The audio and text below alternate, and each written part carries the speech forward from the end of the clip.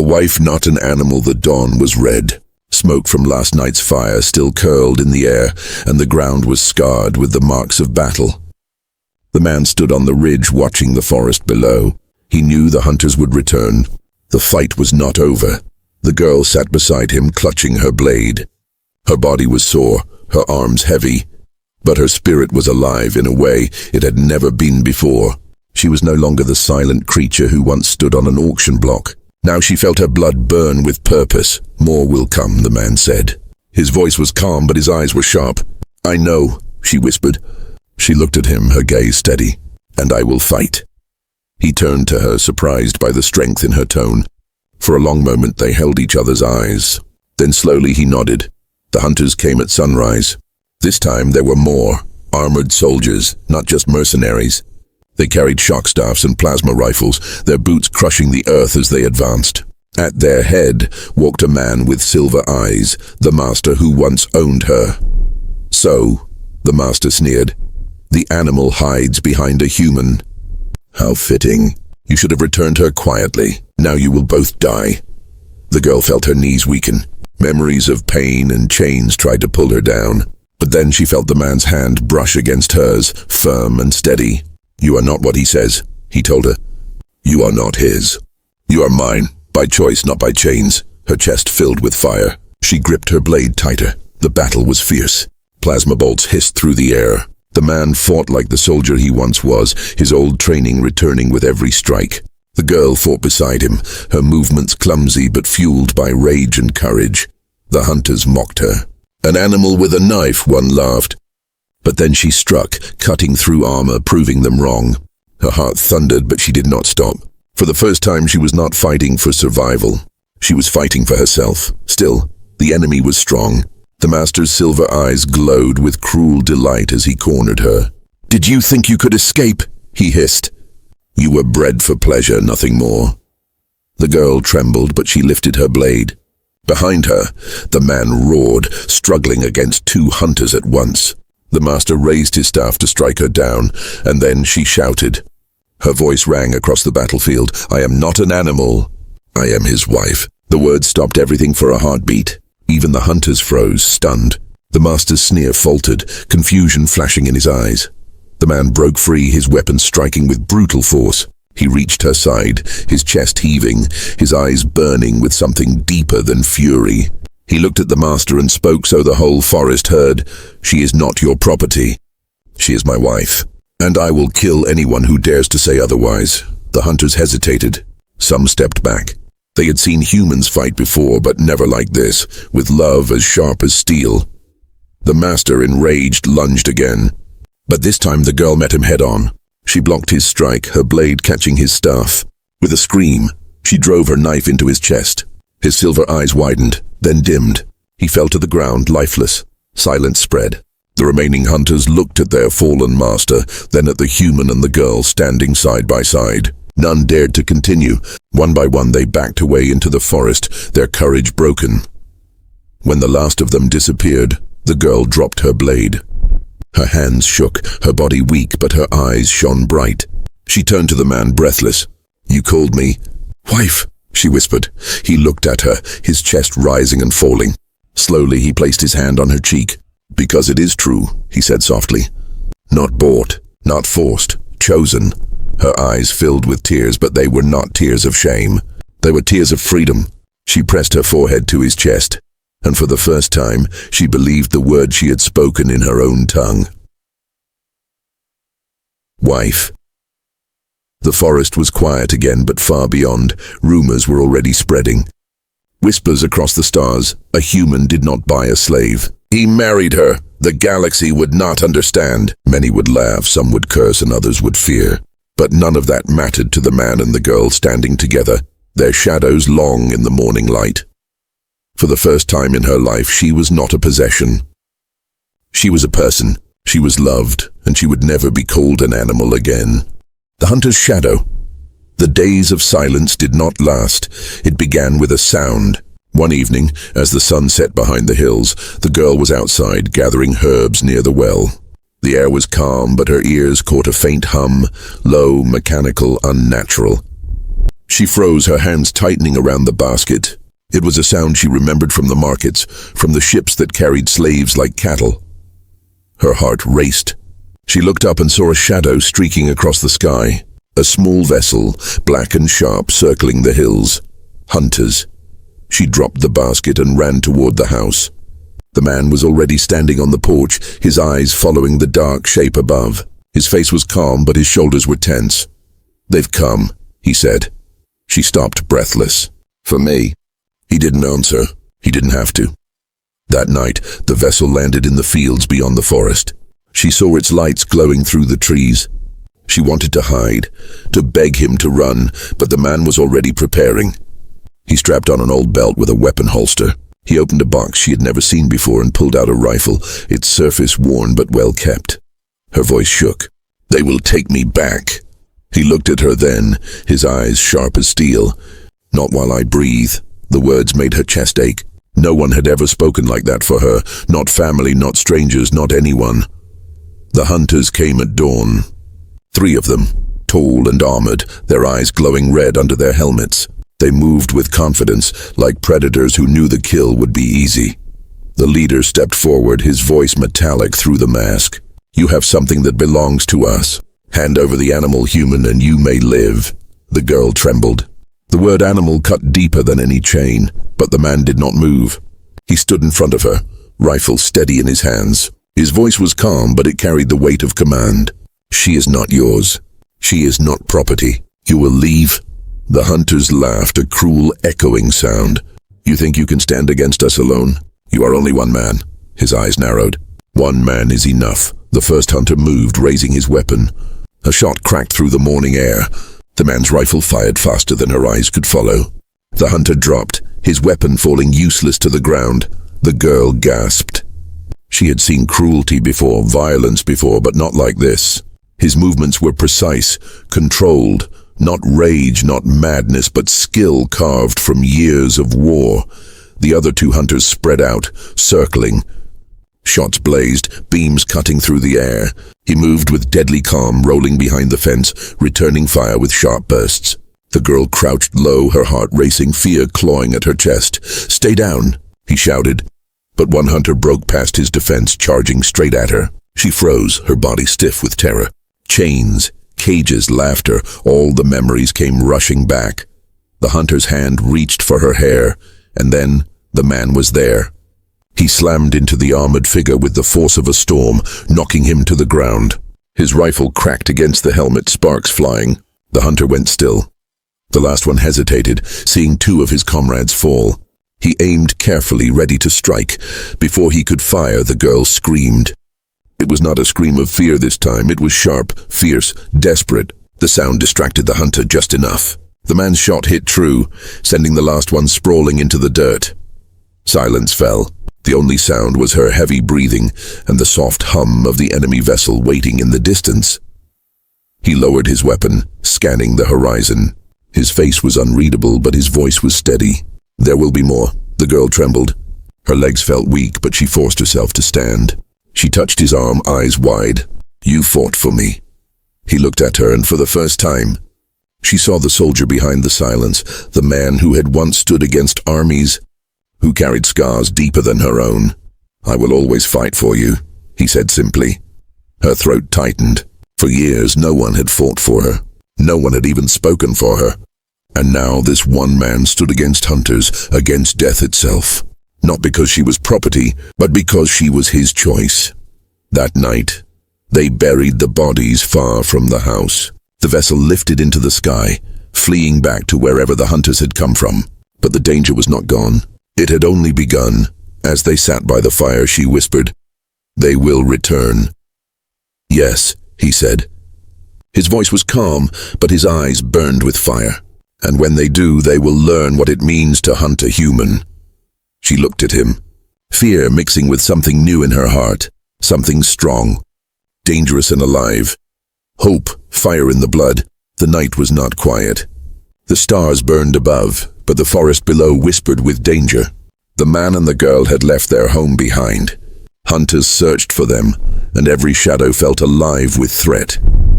The girl walked close to him, her bare feet light on the dirt path. She was no longer chained, no longer silent, but her heart carried both fear and fire. The man carried a small pack on his back.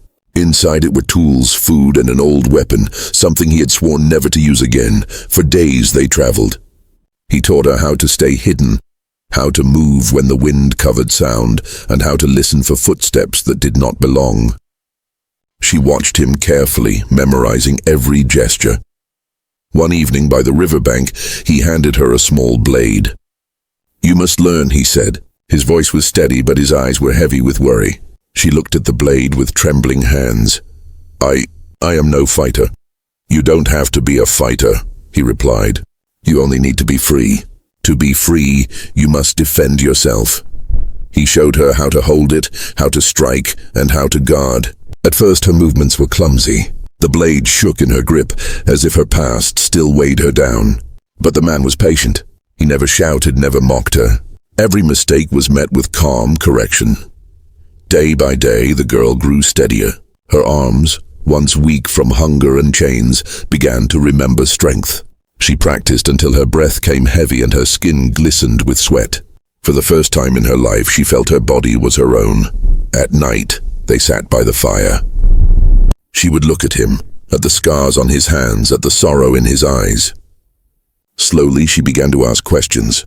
"Why me?" she whispered one night. "Why did you choose me?" He stared into the flames for a long time before answering. "Because I could not leave you there. Not again. Not another life wasted." His words puzzled her. "Again?" she asked, but he only shook his head. Silence stretched between them, but it was not the same silence of fear. It was the silence of trust, of something slowly building. One dawn, after many days of training, the girl surprised him. She stood tall, holding the blade with both hands. Her eyes, once full of shame, now glowed with a spark he had never seen. "Teach me more," she said firmly. He gave a small smile, the first true smile she had ever seen on his face. But their peace was short.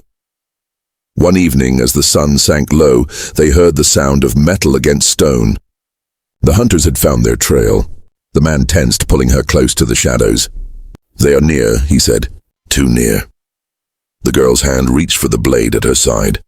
For the first time, she did not feel only fear. She felt fire. Fire in her blood, burning hot, daring the world to take her freedom again. The hunters came in dark armor, their eyes sharp and cruel. They laughed when they saw the girl. "There she is," one sneered. "The animal." The girl's heart hammered, but she did not hide. She stood beside the man, her blade drawn.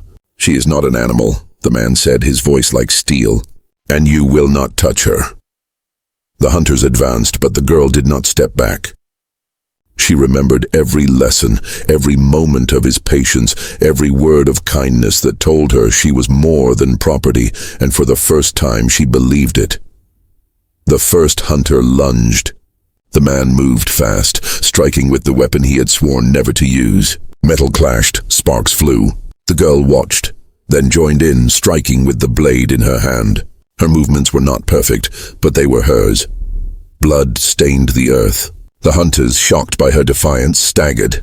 The girl's breath came quick, her body trembling, but her heart burned stronger than ever. When the last hunter fell back into the shadows, retreating with curses, the girl dropped to her knees, shaking.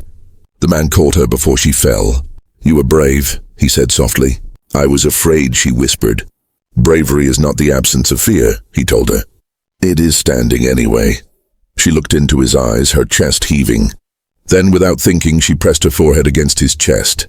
In her own tongue, words he barely understood, she whispered, "My husband." The man froze. For a moment he could not breathe. He looked down at her, trembling in his arms, and something deep within him cracked open, something he had buried long ago. The fire in her blood had lit a fire in his heart. But danger was not over. The hunters would return stronger than before, and next time the galaxy itself might judge them. The hidden wound's morning light filled the small house. The girl woke slowly, still not used to the soft blanket and the silence that wrapped around her. For years she had been woken by shouts, kicks, or the sound of chains being dragged across stone. Now, the only sound was the wind outside and the creak of wooden beams. She sat up and touched her wrists again. The marks of chains were still there, thin scars that would never fade. She rubbed them without thinking, as if she could erase the past with her hands. When she walked into the main room, the man was already awake. He sat at the table, repairing a broken farming tool with slow, steady hands. He glanced at her once, then returned to his work. "Food is there," he said, nodding to a bowl on the table.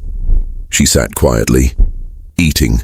The soup was plain but warm. She wanted to say thank you, but the words caught in her throat.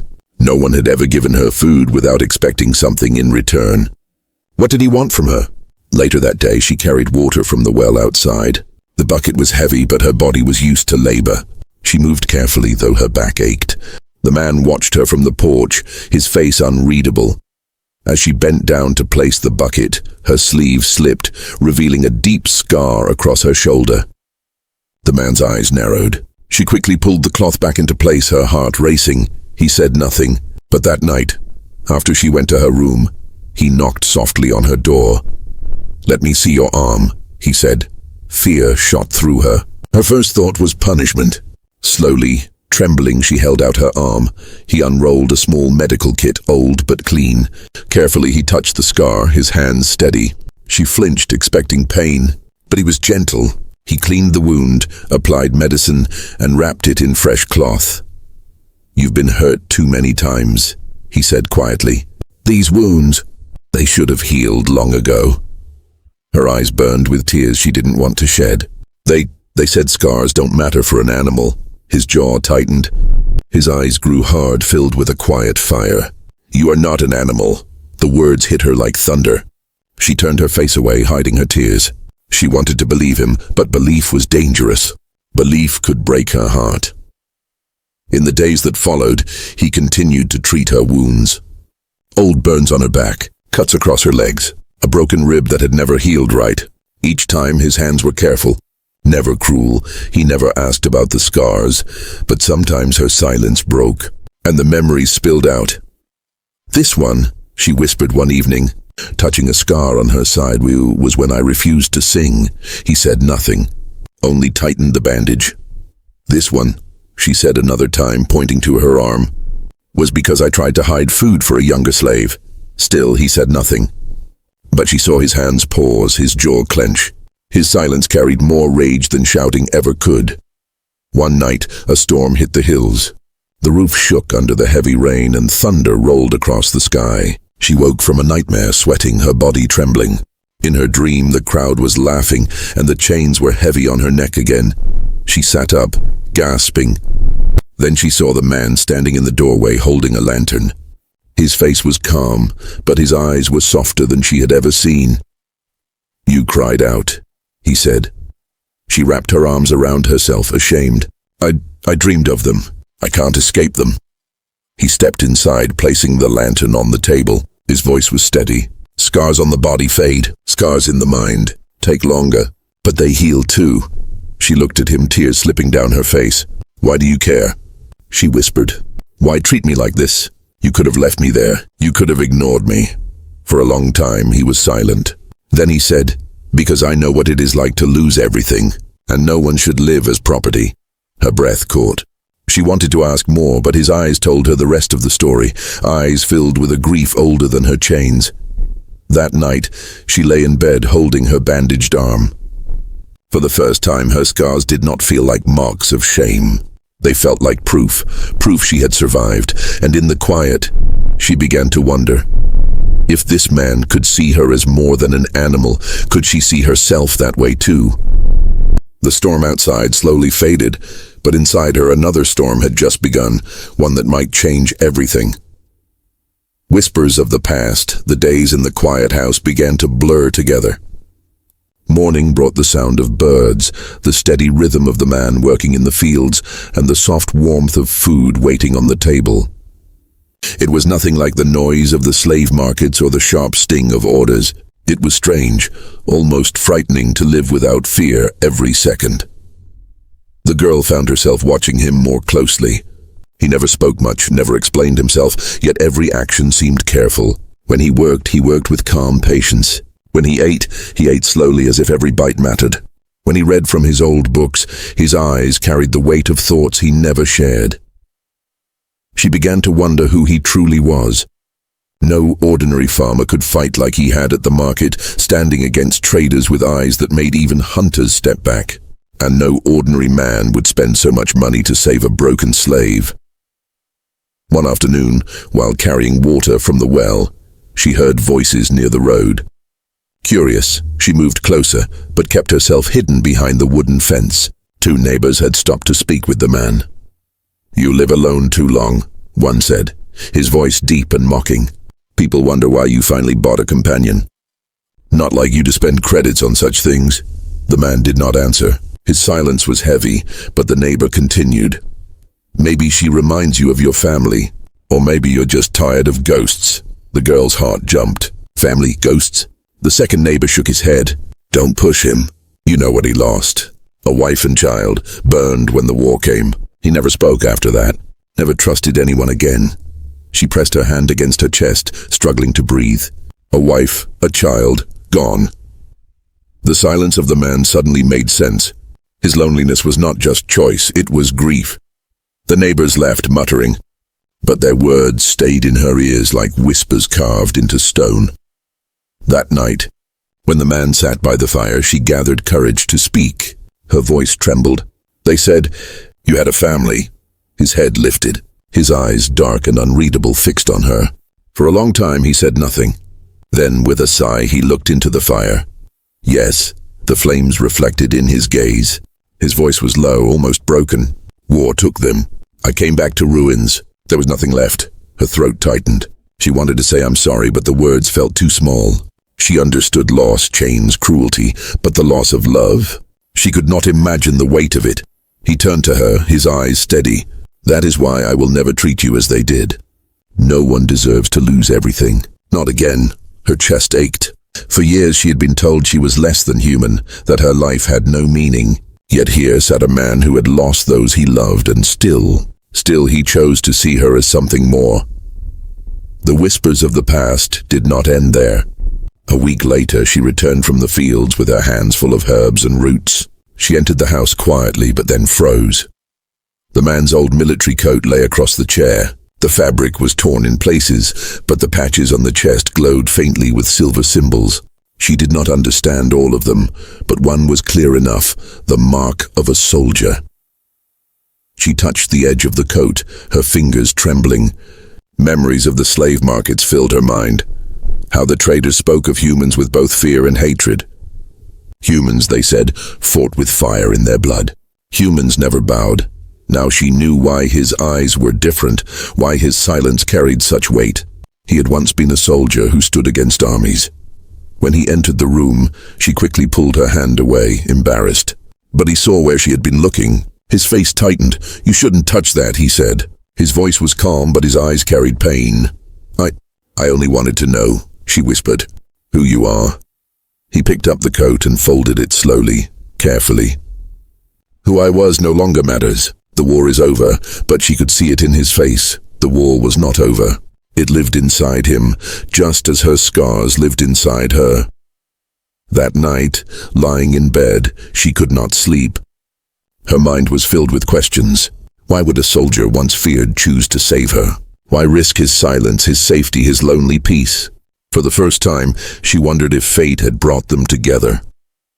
2 broken souls carrying scars the galaxy could not see, living under one roof, and deep inside a dangerous thought whispered in her heart.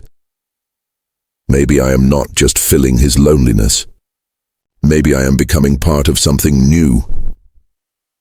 The silence of the house grew heavier that night, not empty, not cold, but filled with the weight of stories unspoken and futures not yet decided. The auction block, the market smelled of metal and fear. Chains rattled as the slaves were dragged one by one onto the high stage. The crowd was loud, voices filled with laughter and hunger as if this was nothing more than a game to them. Above their heads, banners glowed with alien symbols, advertising the sale of pleasure animals. She stood there, shaking. Her thin body was covered with a small cloth that did not protect her from the cold. Her eyes, bright and sharp, searched the faces in the crowd. Most were alien traders, scaled, horned, or furred, creatures who saw her not as a person, but as property. They whispered, laughed, and pointed at her like she was a strange toy. "Lot 47, the announcer shouted. His voice was cruel, filled with fake charm. "A rare specimen trained for obedience. Strong body, exotic features, perfect for your needs. Who will begin the bid?" Her heart sank. She knew this speech. She had heard it before for others. She was not the first, and she would not be the last. To them, she was not a girl. She was an item to be bought and owned. The bidding began. Voices rose in a storm. 300 credits. 400. 5. Each number cut into her chest like a blade. Every coin spoken was another reminder that her freedom had been erased. She looked at the floor, wishing she could disappear. Then a new voice entered. Quiet, low, but strong. 800. The market went silent for a moment. Heads turned. From the shadows of the crowd, a man stepped forward. A human man. Middle-aged, broad-shouldered, with lines on his face that spoke of long years and heavy burdens. His clothes were simple, worn yet clean. He didn't look like the others. He wasn't smiling, wasn't laughing. His eyes were steady, dark, and unreadable. The announcer blinked, then grinned. 800. Do I hear 9? But no one spoke. The aliens whispered among themselves. To them, humans were strange, unpredictable. Most used slaves, but not in the same way. And this man did not look like the type to waste money on a pleasure animal. The announcer slammed his gavel. Sold to the human buyer.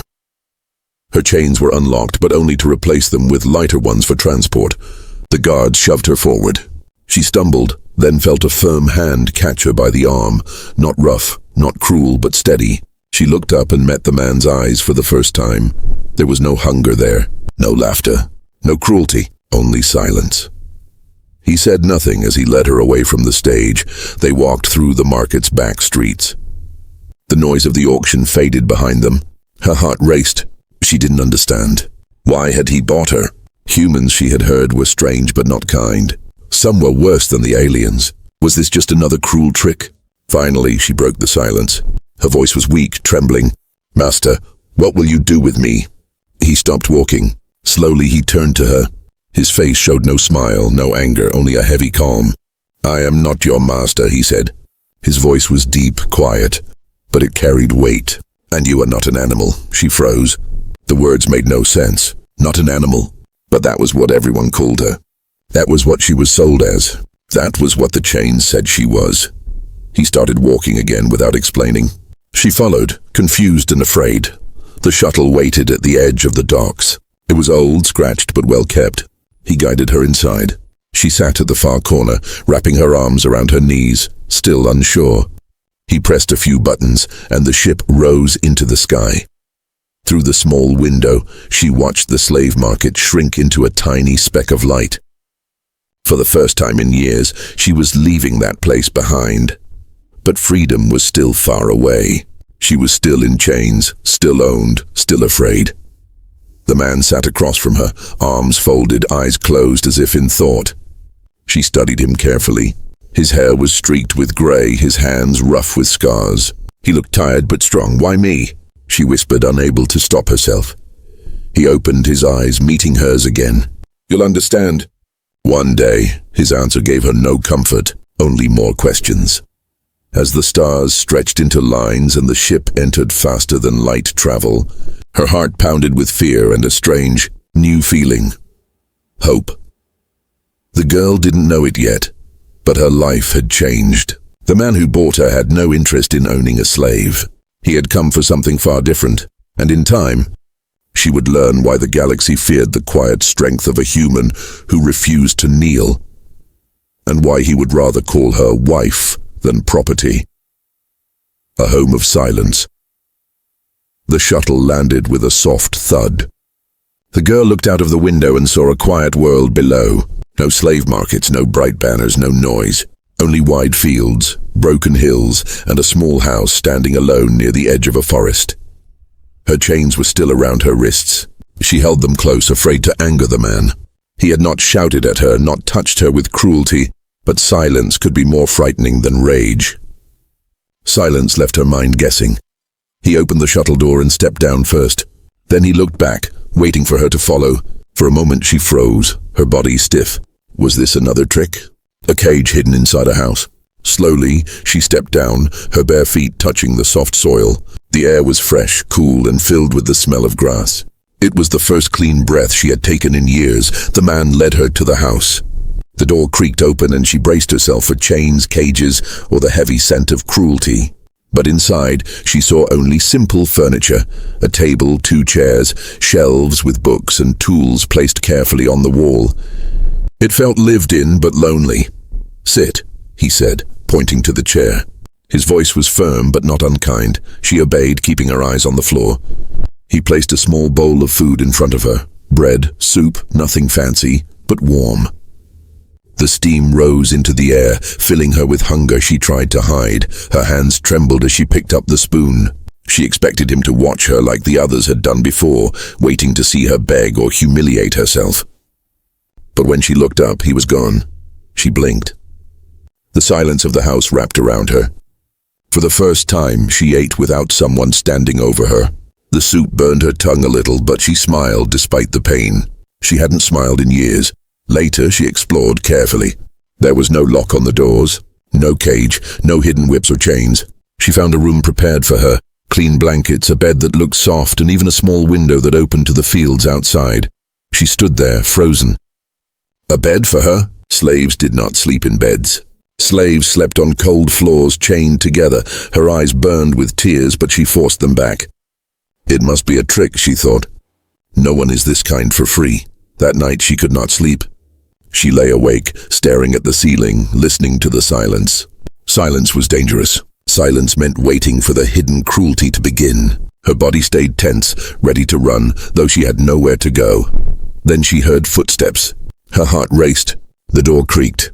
The man stood there holding a small lamp. His face was calm, his eyes steady. "Your chains," he said simply. She sat up, trembling. Would he tighten them? Replace them? Instead, he knelt, took out a small tool and unlocked them. The chains fell to the floor with a heavy sound. Her wrists felt light, strange, almost wrong without the cold weight. "You are safe here," he said. "No chains in this house." Her lips parted, but no words came. She could not understand him. Safe? How could she ever be safe? He stood and left, closing the door quietly behind him. She sat in silence, staring at her wrists. She touched them again and again, as if the chains might return if she blinked too long. Days passed slowly. The man barely spoke. He worked in the fields, repaired tools, and sometimes sat with a book. He gave her food, space, and silence. She did not know what to do with silence. Sometimes she wanted him to shout, so she could understand his rules. Sometimes she wanted him to hit her, so she could confirm what she already believed about the world. But he did neither. Instead, he treated her as if she was simply there. Not an animal, not a slave, but not fully equal either. He gave her no orders, no punishments, only a strange, heavy patience. She began to watch him closely. He never laughed, never smiled, but sometimes when he looked out at the hills, his eyes softened with a sadness she could not name. One evening she gathered courage and spoke. "Why did you buy me?" The question hung in the air like a blade. He looked at her, then away. His voice was low. "Because you were not supposed to be there." She frowned. "But everyone says I am only an animal." He turned to her again. His eyes were sharp, filled with something fierce and unshakable. "Do you believe them?" Her lips trembled. For years she had believed it. Believed she was less than human, less than alive. Now, sitting in this strange silence, she was not sure anymore. She looked down, unable to answer. That night, when she lay on the bed, she felt her heart beating differently. The silence no longer felt like a trap. It felt like a question. Was she still property? Or was she something more? The house gave no answers. The man gave no answers. But in the quiet, a seed had been planted. Small, fragile, but alive. And for the first time, she wondered if maybe, just maybe, she could grow.